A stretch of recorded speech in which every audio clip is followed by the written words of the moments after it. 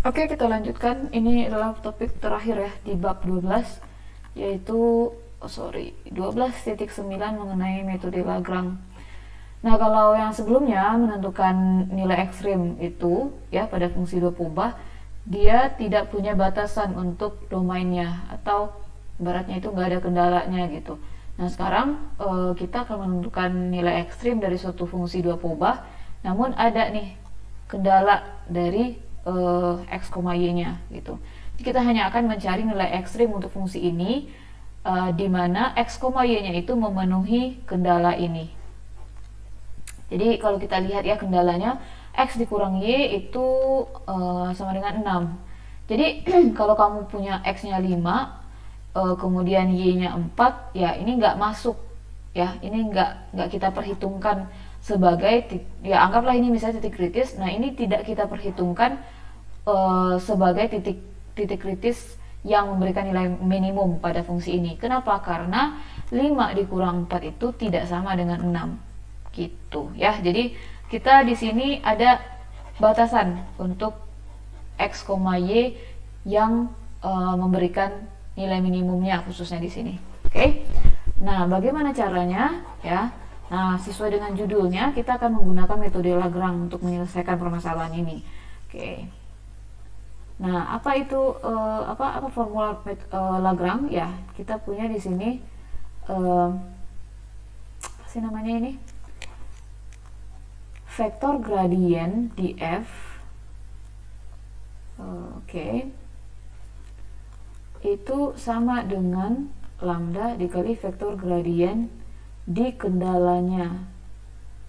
Nah, cuman kendalanya ini kan, ini saya mewakilkannya dengan fungsi g, x, y. Nah, kendalanya berbentuk persamaan. Lalu bagaimana Bu cara mengubahnya? Nah, di sini perlu kita ubah dulu nih ya, atau di sini gini lah, kita ubah dulu kendala ke bentuk fungsi g ya. Nah, ini sebenarnya sudah aman ya. Jadi kalau misalnya anggaplah kalian punya nih x kurang y sama dengan 6. Nah, maka fungsi g, x, y itu harus sama dengan 0 dulu. Itu kondisinya ya. Jadi ini fungsi yang sama dengan 0, atau ya persamaan lah ini sebenarnya ya. Nah, semua ya. Jadi kalau kamu punya bentuknya seperti ini, kamu harus ubah dulu bentuknya ke persamaan yang di ruas kanannya itu sama dengan 0. Nah, artinya apa? 6 ini dipindah nih ke ruas kiri gitu. Nah, setelah bentuknya yang ruas kanan itu sama dengan 0, maka yang di ruas kiri ini itu yang akan menjadi g, x, y kita gitu. Jadi g, x, y kita di sini kita punya x kurang y dikurang 6 sama dengan 0. Nah, inilah g, x, y kita. Nah, oke, sekarang kita lanjutkan yang tadi ya.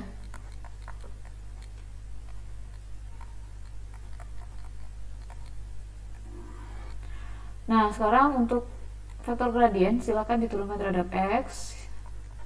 Ya, 8x ditambah 4y ya. Lalu di sini di bawahnya kamu punya 4x ditambah 2y, dan ini sama dengan lambda. Nah, turunan terhadap x dari fungsi g yang ini ya 1 dong, ya kan? Ini min 1. Nah, di sini kamu akan punya persamaan ya, persamaan 1,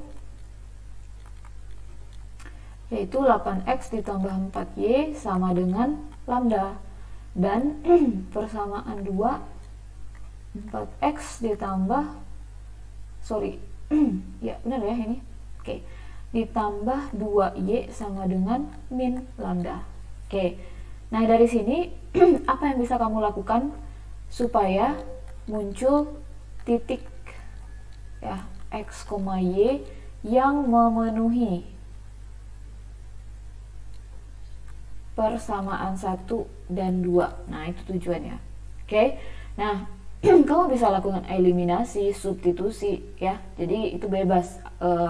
Tapi di sini pertimbangkan mana yang paling efektif untuk kamu lakukan gitu. Nah, di sini saya akan coba melakukan menghilangkan lambdanya ya, karena di sini lambdanya sudah punya tanda yang saling berlawanan, jadi kita bisa tambahkan aja ya persamaan 1 dan 2. Jadi di sini 4x ditambah 2y sama dengan min lambda. Nah, ketika saya tambahkan, saya memperoleh di sini 12x dan di sini 6y. Oke, ini sama dengan 0. Sehingga saya punya nih kesamaan y dan x, dimana di sini saya punya 6y itu sama dengan min 12x. Nah, sehingga y kita adalah min 2x. Nah, lalu gimana lagi Bu? Gitu. Jangan lupa, kamu gak hanya punya dua persamaan ini aja ya. Kamu punya kendala yang juga merupakan persamaan sebenarnya. Nah, coba perhatikan ini kamu, kendala kamu. Di sini kan dia juga menginformasikan hubungan x dan y sebenarnya. Nah, maka substitusikan, anggaplah ini persamaan 3 ya. Maka di sini substitusikan persamaan 3 ke kendala kamu. Maka kita akan punya x dikurang, nah y-nya kita ganti dengan min 2x, sehingga ini jadi tambah 2x dikurang 6 sama dengan 0. Nah, dari sini kamu punya 3x dikurang 6 sama dengan 0, dan ya x-nya adalah min berapa? 2 ya, 2 aja ya. Nah, gitu. Nah, kamu udah dapat nih x. Lalu apa lagi ya? Y dong yang harus kamu cari. Nah, kamu di sini punya hubungan y itu adalah min 2x. Kamu punya x-nya 2. Ya, berarti di sini kamu punya y-nya adalah min 4. Dengan demikian kamu punya titik x, y, atau ini adalah titik kritisnya, yaitu 2, min 4. Apa langkah selanjutnya? Nah, langkah selanjutnya, aduh di mana lagi ya saya tulis? Oke, saya coba ambil di sini aja ya space-nya, tapi nggak enak ya. Di sini aja, sini. Nah, sekarang langkah ketiga, jadi sebenarnya ada 3 langkah ya.